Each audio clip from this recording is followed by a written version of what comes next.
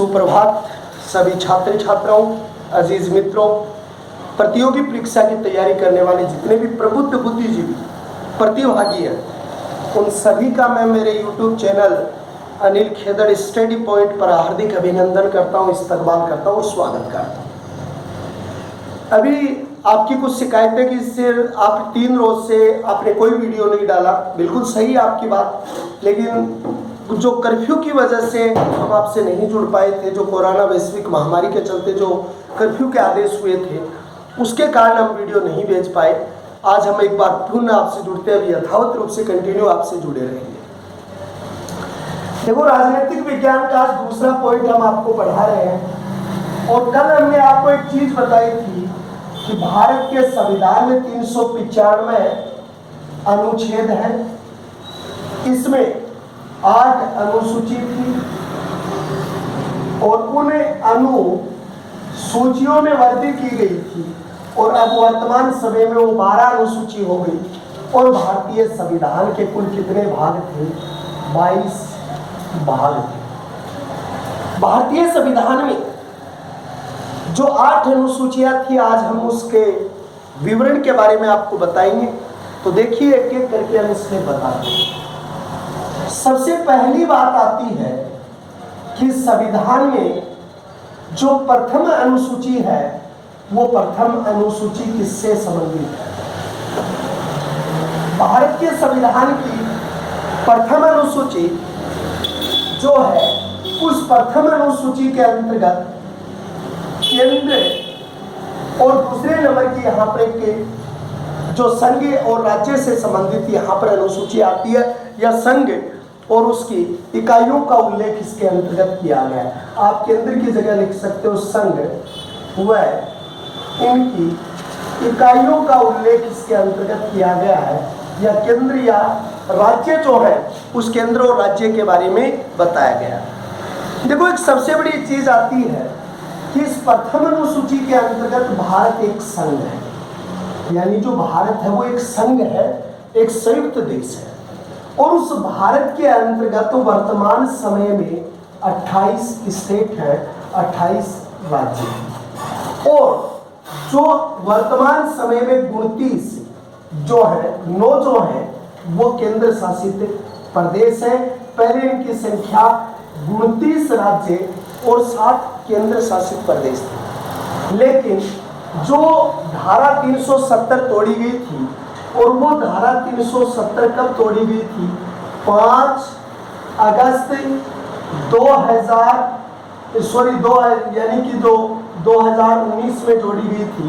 वो 2019 में 5 अगस्त को जब 370 की धारा तोड़ी, तो जम्मू एंड कश्मीर और लद्दाख 2 नए केंद्र शासित प्रदेश बन गए थे। एक तो जम्मू कश्मीर और दूसरा जो था वो लद्दाख था। ये दोनों यूटी बन चुके थे, केंद्र शासित प्रदेश बन चुके थे। तो जम्मू कश्मीर राज्य के दर्जे से टूट गया था, तो टूटने से राज्यों की संख्या 28 हो गई, लेकिन दोनों केंद्र शासित प्रदेश बन गए, इसलिए केंद्र शासित प्रदेशों की संख्या 29 हो गई। जब भी किसी नए राज्य का पुनर्गठन होता है, वो प्रथम अनुसूची के अंतर्गत होता है। एक प्रश्न आया था एक बार कंपटीशन में कि जब नए राज्य का गठन होता है, एक तो बात ये आती है नए राज्य गठन, और दूसरी एक शब्दावली और इस पर आती है कि नए राज्य के गठन पर जो पहली अनुसूचियां नए केंद्र शासित प्रदेश के गठन पर कौन सी अनुसूचियां प्रभावित होती है। तो 2 अनुसूचियों का जिक्र करना है, एक प्रथम और एक चौथी, यानी पहली प्रथम और चौथी जो अनुसूची है, वो अनुसूची नए राज्य के गठन पर प्रभावित होंगी। और पहली अनुसूची में भारत संघ, उसके 28 राज्य और 9 केंद्र शासित प्रदेश है, उनसे संबंधित है। भारत में ये जो व्यवस्था प्रथम अनुसूची के अंतर्गत दी गई है, नए राज्यों के गठन, केंद्र शासित प्रदेशों के गठन का जितना उल्लेख यानी है वो इसी के अंतर्गत। दूसरी, राज्यों के नाम और उसकी सीमा का उल्लेख भी इसी के अंतर्गत है, यानी नाम व सीमा का उल्लेख है, नाम व सीमा का उल्लेख भी इसी अनुसूची के अंतर्गत किया गया। तो भारतीय संविधान की प्रथम अनुसूची, जिसमें केंद्र व राज्यों से संबंधित संघ और उनकी इकाइयों के बारे में, भारत में 28 राज्य और 9 केंद्र शासित प्रदेश है। नए राज्य गठन उसका नाम और सीमा के बारे में इसी अनुसूची के अंतर्गत है। लेकिन अगर किसी राज्य का नूतन गठन होता है तो 2 अनुसूची प्रभावित होती है, प्रथम और चौथी अनुसूची जो है वो उस क्षेत्र के अंतर्गत क्या होती है, प्रभावित होती है, या उसकी प्रभाव व्यवस्था इसके अंतर्गत देखने को मिलती है। फिर दूसरी चीज यहाँ आती है द्वितीय अनुसूची। कौन सी अनुसूची है? द्वितीय अनुसूची जो आपकी यहाँ पर आती है उस द्वितीय अनुसूची के अंतर्गत आता है। द्वितीय अनुसूची में विभिन्न अधिकारियों के वेतन भत्ते शामिल होते हैं। विभिन्न पदाधिकारी जो हैं वो पदाधिकारी हैं, उन विभिन्न पदाधिकारियों के जो वेतन भत्ते हैं, उन विभिन्न पदाधिकारियों के या कार्यपालिका के जो पदाधिकारी हैं उन कार्यपालिका के पदाधिकारियों के वेतन भत्ते जो है वो दूसरी अनुसूची के अंतर्गत आते हैं। जैसे मैं एक एक करके दिखाऊं। भारत में कार्यपालिका का सबसे बड़ा संवैधानिक अध्यक्ष जो है और भारत की कार्यपालिका का सबसे बड़ा संवैधानिक अध्यक्ष जो है वो राष्ट्रपति है। और राष्ट्रपति की नियुक्ति जो है वो यानी 52 के अनुच्छेद में होती है, पद है। 53वें कार्यपालिका संबंधी सकते हैं। इस राष्ट्रपति का वेतन कितना है? 5 लाख, वो इसी के अंतर्गत होता है। दूसरी बात, 5 लाख वेतन के बाद दूसरी बात आती है उपराष्ट्रपति व लोकसभा अध्यक्ष।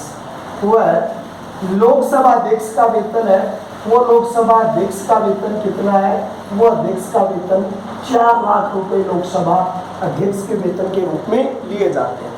फिर तीसरी चीज यहाँ पर आती है कि राज्यपाल, तीसरे नंबर पे कौन सी जगह आता है? राज्यपाल। और राज्यपाल का जो वेतन है वो वेतन कितना है? 3.5 लाख जो है वो राज्यपाल का वेतन है। चौथे नंबर पर महालेखा परीक्षक। कौन सा है? महालेखा परीक्षक। उसका वेतन कितना है? 2.5 लाख रुपए। Supreme Court SC, short form है Supreme Court, full form short है एससी। सुप्रीम कोर्ट के मुख्य न्यायाधीश का वेतन 2,80,000 और सुप्रीम कोर्ट के अन्य न्यायाधीश हैं, उन अन्य न्यायाधीशों का वेतन जो है वो अन्य न्यायाधीशों का वेतन जो है वो कितने में कितना होता है? 2,50,000 जो वेतन है वो 2,50,000 वेतन जो है वो इनका है। लेकिन हाई कोर्ट के मुख्य न्यायाधीश का वेतन वो कितना है? 2,50,000 और अन्य न्यायाधीशों का वेतन भी कितना है? 2,50,000 जो है वो अन्य न्यायाधीशों का वेतन यहाँ पर बताया जाता है या इसके अंतर्गत उसको जोड़ा जाता है। उसके अलावा अगर देखा जाए तो कार्यपालिका के अन्य जो पदाधिकारी, जैसे केंद्र शासित प्रदेशों में जहाँ पर विधानसभाएं वहाँ पर उपराज्यपाल पद होता है और उपराज्यपाल जो है उस उपराज्यपाल को 1,10,000 रुपये का वेतन उसके अंतर्गत किया जाता है। 1 लाख रुपये 1,10,00,000 उपराज्यपाल को दिया जाता है। लेकिन अभी पहले जो था उपराज्यपाल का 1,10,000 था, उसको 3.5 लाख रुपये उसको किया गया, अब उसको भी 2,80,000 रुपये कर दिया गया। तो उपराज्यपाल का वेतन कितना? 2 लाख। ये शब्द आपके लिए बड़ा महत्वपूर्ण है कि उपराज्यपाल कौन होता है? जहाँ केंद्र शासित प्रदेश होते हैं वहाँ पर उपराज्यपाल होते हैं। जैसे प्रधानमंत्री का लगभग वेतन आता है वो 1,60,000 रुपये के लगभग आता है, इतना ही सीएम का आता है। तो सारी चीजें वो यानी इस द्वितीय अनुसूची में आती है। तो भारतीय संविधान की द्वितीय अनुसूची विभिन्न अधिकारियों के वेतन व भत्ते शामिल होते हैं। राष्ट्रपति का वेतन 5 लाख, उपराष्ट्रपति लोकसभा अध्यक्ष का वेतन 4 लाख, राज्यपाल वेतन 3.5 लाख, महालेखा परीक्षक वेतन 2.5 लाख, सुप्रीम कोर्ट का 2,80,000, अन्य न्यायाधीशों का 2,50,000, हाई कोर्ट का मुख्य 2,50,000 और उपराज्यपाल का 2,80,000 वेतन जो इसके अंतर्गत दिए जाते हैं। पीएम का 1,60,000 के लगभग जो है वो वेतन यहाँ पर दिए जाते हैं। दूसरी बात है कि तीसरी अनुसूची में इन सभी पदाधिकारियों की शपथ का उल्लेख है, यानी कि तीसरे नंबर पर जो तृतीय अनुसूची है वो तृतीय अनुसूची जो है उस अनुसूची में शपथ है। क्या भाई? शपथ। कार्यपालिका का कोई भी पदाधिकारी है उसको 2 शपथ दिलाई जाती है। एक शपथ होती है पद और दूसरी शब्द होती है गोपनीयता की। यानी पद की शपथ ली जाती है, वो ईश्वर को इष्ट मानकर, साक्षी मानकर, यानी उसकी मर्यादा की शपथ ली जाती है। और ये कोई भी कानून होगा उसकी गोपनीयता की जो शपथ है वो उसको दिलाई जाती है। तो जितने भी पदाधिकारी आपके हैं, चाहे वो राज्यपाल है, उपराज्यपाल है, सुप्रीम कोर्ट है, लोकसभा अध्यक्ष की कोई शपथ होती नहीं है। लेकिन इसमें एक बात यहाँ पर होता है कि इसके अंतर्गत एक सबसे बड़ी बात यह आएगी, इसमें दो शपथ शामिल नहीं होंगी। भारत के राष्ट्रपति को शपथ दिलाई जाती है, वो राष्ट्रपति को शपथ 60 में है, और उपराष्ट्रपति को जो शपथ है वो उपराष्ट्रपति को शपथ कितने में है, तो उपराष्ट्रपति को शपथ दिलाई जाती है 69। तो राष्ट्रपति को शपथ 60 के अनुच्छेद में है और उपराष्ट्रपति को शपथ 69 के अनुच्छेद में है। तो ये दोनों शपथ इसके अंतर्गत शामिल नहीं होंगी। ये शपथ द्वितीय अनुसूची का हिस्सा नहीं है। बहुत ही मोस्ट इंपोर्टेंट है आपके कंपटीशन के लिए कि भारतीय संविधान की तृतीय अनुसूची के अंतर्गत शपथ होंगी और दो शपथ होंगी, पद और गोपनीयता की। लेकिन राष्ट्रपति की शपथ 60 और उपराष्ट्रपति की शपथ 69 जो भारतीय संविधान के अंतर्गत है वो इस अनुसूची का हिस्सा नहीं होगा, या इस अनुसूची के अंतर्गत शामिल नहीं हो सकते। दूसरी बात यहाँ पर है कि चौथी अनुसूची है, उसमें राज्यसभा के सदस्यों के निर्वाचन क्षेत्र का उल्लेख है। तो चौथी अनुसूची के अंतर्गत शामिल होती है, और चौथी अनुसूची है वो राज्यसभा के सदस्यों के निर्वाचन से संबंधित है।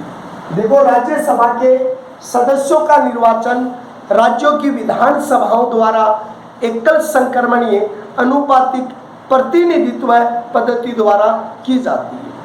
राज्यसभा के अंतर्गत जो सदस्यों का निर्वाचन रखा गया है 1971 की जनगणना के अनुसार, 1971 की जनगणना के अनुसार इसका आधार रखा गया है, जो राज्यसभा जो है उसके सदस्यों का चुनाव। किसी राज्य की जनसंख्या 50 लाख तक है तो वहां पर 10 लाख के ऊपर एक सदस्य चुना जाएगा। ध्यान से देखिए, किसी राज्य की जनसंख्या 50 लाख तक है, 50 लाख तक है, तो वहां पर 10 लाख पर एक सदस्य चुना जाएगा। यानी अनुसूची नंबर 4, राज्यसभा के सदस्यों का निर्वाचन एकल संक्रमणीय अनुपातिक प्रतिनिधित्व पद्धति से उस राज्य की विधानसभा द्वारा चुने जाएंगे। उसका आधार होगा 1971 की जनगणना। किसी राज्य की जनसंख्या में 50 लाख तक है तो 10 लाख पर एक सदस्य, इससे अधिक होने पर 20 लाख पर एक सदस्य का चयन किया जाता है। जैसे सर्वाधिक सदस्य जो है वो सर्वाधिक सदस्य 31 यूपी से है, और राजस्थान की जनसंख्या 6.5 करोड़ है, तो यहाँ से कितने सदस्य चुने जाते हैं? केवल 10 सदस्य राज्यसभा के चुने जाते हैं। लेकिन ये आधार जो है ये आज की जनगणना का नहीं है, ये 1971 की जनगणना का प्रमुख आधार इसके अंतर्गत दिया गया है। 5वीं अनुसूची जो है वो 5वीं अनुसूची है वो अनुसूचित जाति एवं जनजाति, अनुसूचित जाति और अनुसूचित जनजाति, इनसे संबंधित इस बात का उल्लेख दिया गया है। तो 5वीं अनुसूची है, अनुसूचित जाति है एवं अनुसूचित जनजाति, इससे संबंधित जो उल्लेख दिया गया है वो भारतीय संविधान के अंतर्गत जो है वो 5वीं अनुसूची में इसके विशेष उपबंध जो दिए गए वो इसके अंतर्गत आते हैं। इसके बाद में अगली अनुसूची आती है छठी अनुसूची। छठी अनुसूची में कुछ विशेष राज्यों को दर्जे दिए गए, यानी कुछ विशेष राज्यों में जो दर्जे दिए गए हैं उन क्षेत्रों पर प्रशासन और नियंत्रण कुछ अलग तरीके का रखा गया है। और उनमें कौन से राज्य हैं? कुछ विशेष परिस्थिति वाले राज्यों में प्रशासन के रूप में अनुच्छेद दिए गए। तो छठी अनुसूची कुछ विशेष परिस्थिति वाले राज्यों के प्रशासन के रूप में विशेष उपपद दिए गए, जिनके अंतर्गत जो राज्य आते हैं मिजोरम, मेघालय, त्रिपुरा और असम। ये 4 ऐसे राज्य हैं, इन चारों राज्यों के रूप में इनको विशेष उपबंध अधिकार दिए गए। कई बार ऐसा पूछा जाता है निम्न में से कौन सा छठी अनुसूची का राज्य नहीं है। इनमें से 3 उदाहरण दे दिए जाते हैं और एक नागालैंड जोड़ देता है, वो इसका हिस्सा नहीं है। नागालैंड की जगह वो मणिपुर जोड़ देता है, वो इसका हिस्सा नहीं है। तो भारतीय संविधान की छठी अनुसूची कुछ विशेष परिस्थिति वाले राज्यों में प्रशासन के रूप में या वहाँ प्रशासन कायम करने के लिए किया गया, जिनमें मिजोरम, मेघालय, त्रिपुरा और असम को रखा गया। कई बार इनमें से कौन सा राज्य छठी अनुसूची में ऐसे पूछा जा सकता है और कई बार ऐसे भी पूछा जा सकता है कौन सा इसका हिस्सा नहीं है।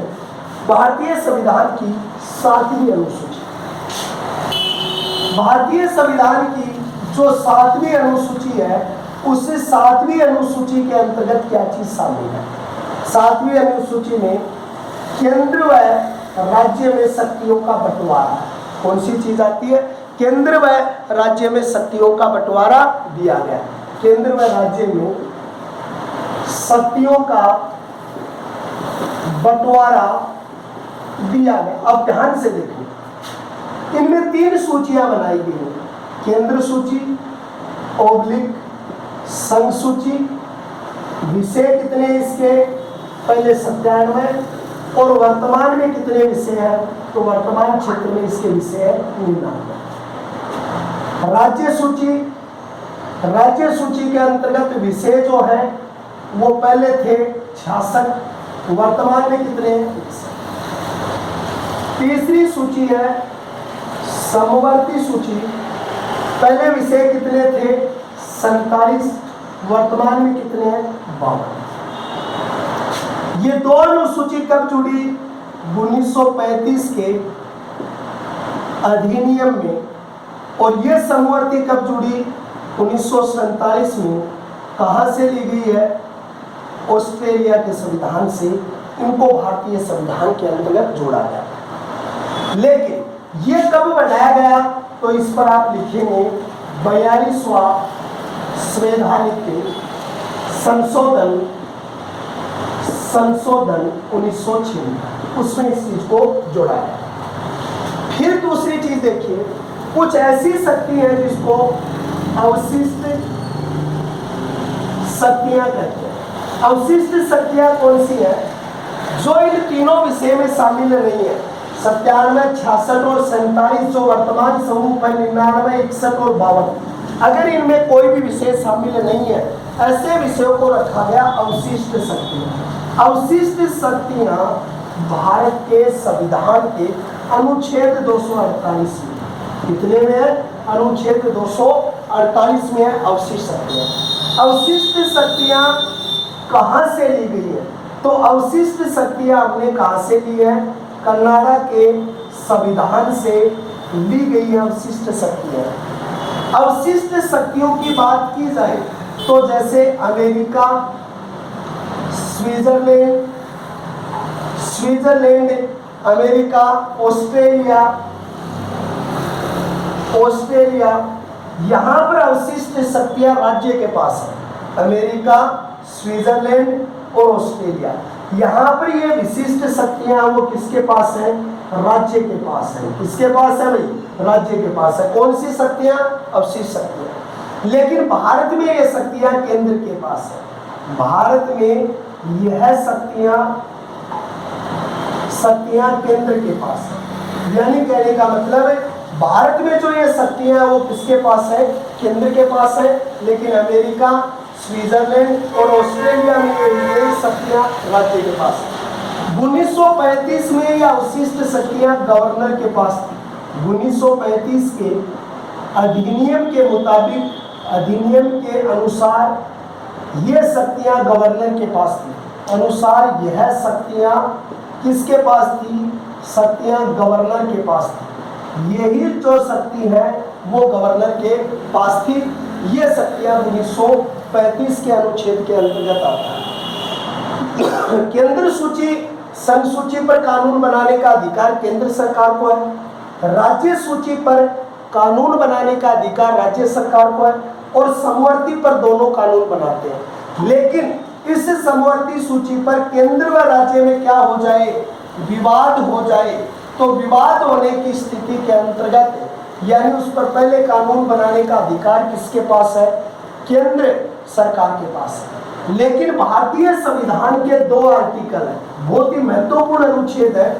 एक तो भारतीय संविधान का अनुच्छेद 249 और एक भारतीय संविधान का अनुच्छेद 250। अगर राज्यसभा, क्योंकि ये विद्वानों का सदन है, स्थायी सदन है, इसे भंग नहीं किया जा सकता, ये प्रतिष्ठित सदन है, उच्च सदन है, तो राज्यसभा के द्वारा राज्य सूची के किसी विषय को, राज्य सूची के किसी विषय को राष्ट्रीय महत्व का घोषित कर दिया जाए, विषय को राष्ट्रीय महत्व का घोषित कर दिया जाए, महत्व का घोषित कर दिया जाए, तो उस पर कानून बनाने का अधिकार किसको है, घोषित कर दिया जाए।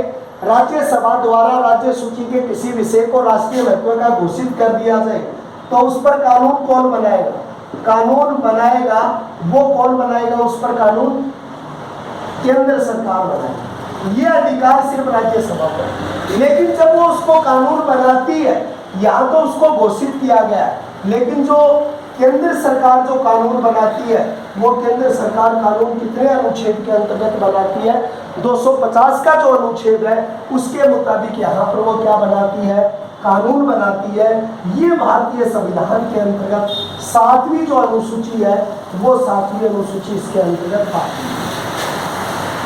फिर भारतीय संविधान की मूल और अंतिम अनुसूची थी 8वीं, क्योंकि 4 बाद में जोड़ी है, मूल की अंतिम अनुसूची 8वीं, और 8वीं किससे संबंधित थी, भाषा से संबंधित जो अनुसूची है, जो भारतीय संविधान। भारत एक विविधता में एकता वाला देश है, और भारत देश में एक भाषा को रख पाना संभव नहीं है। कन्याकुमारी से लेके जो आपके जम्मू कश्मीर जो है, यहाँ से लेके और इधर अरुणाचल प्रदेश से लेके गुजरात तक, यानी कल्चर को एक साथ जोड़ना संभव नहीं था। यहाँ के बोलचाल की भाषा को एक ही शब्दावली में थोपना संभव नहीं था, इसलिए भाषा संबंधित कुछ प्रावधान थे। 8वीं अनुसूची के अंतर्गत 14 स्थानीय भाषाओं को मान्यता प्रदान की। राष्ट्रभाषा हिंदी को स्वीकार किया, और कब दिया, 14 सितंबर सन 1949, और 14 सितंबर को कौन सा दिवस आता है, हिंदी दिवस। 1965 तक कार्यालय भाषा अंग्रेजी रखी गई, कार्यालय भाषा अंग्रेजी रखी गई। तो आप यहाँ पर लिखेंगे हिंदी दिवस 14 सितंबर को, और 1965 तक कार्यालय भाषा अंग्रेजी रखी। अंग्रेजी आज भी भारत की कार्यालय भाषा भी है, और भारत की तरफ से या विश्व जगत की अंतर्राष्ट्रीय भाषा जो है वो भी कौन सी है, अंग्रेजी है। लेकिन अब यहाँ पर 21वां संवैधानिक संशोधन हुआ। कौन सा संशोधन हुआ, 21वां संवैधानिक संशोधन हुआ, और 21वां संवैधानिक संशोधन 1967 में सिंधी भाषा को जोड़ा गया। कौन सी भाषा को जोड़ा गया, सिंधी भाषा को जोड़ा। छात्रों इस चीज को देखना, 21वां संवैधानिक संशोधन 1967 में सिंधी भाषा को जोड़ा। इस तरीके से इनकी भाषा कितनी होगी, 14 + 1 बराबर कितनी होगी, 15 भाषाएं होगी। भारतीय संविधान का अगला संवैधानिक संशोधन हुआ 71वां संवैधानिक संशोधन, 71वां संवैधानिक संशोधन। और 71वां संवैधानिक संशोधन जो हुआ था वो कब हुआ था, 1992 में। 1992 में 71वें संवैधानिक संशोधन के मुताबिक 3 भाषाएं जुड़ी। एक जुड़ी मणिपुरी, एक जुड़ी कोंकणी, और एक यहाँ पर जुड़ी थी नेपाली। और इस तरीके से 15 + 3 बराबर कितनी होगी, 18 स्थानीय भाषाएं होगी। राष्ट्रभाषा हिंदी है, कार्यालय भाषा जो है वो कौन सी है, अंग्रेजी है। उसके बाद में एक और संवैधानिक संशोधन हुआ, 92वां संवैधानिक संशोधन, संवैधानिक संशोधन 19 जो 2003 में हुआ। और 92वें संवैधानिक संशोधन 2003 के मुताबिक यहाँ पर जो जुड़ी थी वो मैथिली, डोगरी, बांडो और गुआई, बांडो गुआई भी कह सकते हो, संथाल, 4 भाषाएं और थी, मैथिली, डोगरी, बांडो और संथाल। इस तरीके से 18 प्लस कितनी होगी, 4, 22 भाषाएं हो गई। भारतीय संविधान में 22 भाषाओं को यहाँ पर क्या दे दी गई है, मान्यता दे दी गई है। और इन भाषाओं से संबंधित 3 संवैधानिक संशोधन हुए, 21वां, 71वां और 92वां संवैधानिक संशोधन हुआ। इस तरीके से भारतीय संविधान का भाषा संबंधी जो प्रावधान है वो प्रावधान कहाँ जोड़ा गया, 8वीं अनुसूची के अंतर्गत जोड़ा गया। फिर भारतीय संविधान की अगली अनुसूची हुई 9वीं अनुसूची, और 9वीं अनुसूची जो जोड़ी गई थी वो 1951 में प्रथम संवैधानिक संशोधन किया गया था। और प्रथम संवैधानिक संशोधन से 9वीं अनुसूची थी वो 1951 में जोड़ी गई थी। 9वीं अनुसूची में भूमि विवादों का निस्तारण था, भूमि विवादों का निस्तारण जोड़ा गया था, क्योंकि उस समय भूमाफिया, बड़े बड़े पूंजीपति थे, बड़े बड़े सामंत जागीरदारों के पास खेती हुआ करती थी, आम व्यक्ति के पास इतनी खेती नहीं थी। तो उस खेती में उनको एक आंदोलन चलाया था उस समय, और उस आंदोलन का नाम था भूदान आंदोलन। और भूदान आंदोलन किसने चलाया था, आचार्य विनोबा भावे ने चलाया था। और ये आचार्य विनोबा भावे पहले क्या थे, सत्याग्रही थे। दूसरे सत्याग्रही कौन थे, तो दूसरे सत्याग्रही थे जवाहरलाल नेहरू, और तीसरे रमेश चंद्र थे। तो यानी जवाहरलाल नेहरू दूसरे सत्याग्रही, उन्होंने भूदान आंदोलन लगाया। भूमि संबंधित 284 विवाद उभर कर आए। कितने विवाद उभर कर आए, 284। इनका निस्तारण कब किया गया, 24 अप्रैल 1972 को इसी अनुसूची के तहत आने वाले भूमि विवादों का निस्तारण किया गया था। वो 284 मामले थे। लेकिन उसके बाद 66वां संवैधानिक संशोधन और 66वां संवैधानिक जो संशोधन है, उस 66वें संवैधानिक संशोधन के कारण यानी क्या हुआ, भूमि संबंधी 55 विवाद सामने आए थे, 55 विवाद आए थे, उनका निस्तारण किया गया था। ये 66वां संवैधानिक संशोधन 1990 में राजीव गांधी जी की सरकार की उस समय ये मामला उभर कर आया था। तो भूमि संबंधित जो मामले हैं उनमें भी 2 तिथि है, 24 अप्रैल। 24 अप्रैल को एक दिवस के रूप में मनाया जाता है, जिसको आप कहते हैं पंचायती राज दिवस कहते हैं। और 24 अप्रैल के अलावा अप्रैल में दूसरा आता है, 16 अप्रैल आता है, और 16 अप्रैल जो है 22 अप्रैल आता है। 22 अप्रैल जो है वो आता है पृथ्वी दिवस। और अप्रैल के अंतर्गत 14 अप्रैल आता है, उसमें कौन सा आता है, भीमराव अंबेडकर आता है। ये भीमराव अंबेडकर जयंती उसमें आती है। तो 9वीं अनुसूची 1951 भूमि विवादों का निस्तारण है। भूदान आंदोलन चलाया आचार्य विनोबा भावे, ये भारत के पहले व्यक्तिगत सत्याग्रही थे। जवाहरलाल नेहरू दूसरे सत्याग्रही थे। 24 अप्रैल 1972 को 284 मामले हुए, और 66वां संवैधानिक संशोधन में 55 प्रकार के भूमि विवाद थे, उनका निस्तारण इसके अंतर्गत किया गया था। भारतीय संविधान की 10वीं अनुसूची थी, और 10वीं अनुसूची क्या थी, दल बदल थी। क्या थी भाई, दल बदल से संबंधित थी। ये दल बदल से संबंधित थी। ये 52वां संवैधानिक संशोधन था, 52वां संवैधानिक संशोधन था। और 52वां संवैधानिक संशोधन जो था, उस 52वें संवैधानिक संशोधन के बाद यानी कि 10वीं अनुसूची लागू हुई थी वहां पर। 52वें संवैधानिक संशोधन बना 1985 के अंतर्गत, जिसमें कहा गया जो सदस्य जिस जल्द से चुनाव जीत कर आएंगे वो उसी दल में रहना उसकी स्वीकृति होगी, उसे विधायक पद से त्याग पत्र देना होगा। लेकिन 1952 में यह तय किया गया था कि 1/3 सदस्य अगर जाते हैं तो उसे दल बदल नहीं कहा जाएगा, विलयीकरण कहा जाएगा। क्या कहा जाएगा? उसे दल बदल नहीं कहा जाएगा, बल्कि उसे क्या कहा जाएगा? विलयीकरण कहा जाएगा। लेकिन देश के यशस्वी प्रधानमंत्री श्रीमान कवि अटल बिहारी वाजपेयी ने इस 1/3 को हटा दिया और कह दिया किसी भी छोटे दल या बड़े दल के पूरे सदस्य अगर दूसरे दल की सदस्यता लेते हैं तो वो विलयीकरण माना जाएगा। पहले राजीव गांधी जी ने इसको 1/3 किया था, लेकिन जब यहाँ पर सरकार किसकी बनी, अटल बिहारी जी की सरकार बनी, तो उन्होंने 2002 में इसे 1/3 से हटाकर कितना कर दिया था? पूर्ण कर दिया था कि पूर्ण रूप से। जैसे अभी पहले भी हुआ है, 2008 में गहलोत जी की सरकार बनी थी तो 6 बसपा के विधायक विलयीकरण में जा चुके थे, वो विलयीकरण था। अभी भी 6 विधायक थे जिन्होंने कांग्रेस की सदस्यता ले ली। तो इस प्रकार की सदस्यता होती है, उसको दल बदल में नहीं रखा गया था। दल बदल संबंधित है वो 52वां संवैधानिक संशोधन हुआ था, 10वीं अनुसूची बनी, राजीव गांधी जी की सरकार थी 1985 के अंदर। फिर 11वीं अनुसूची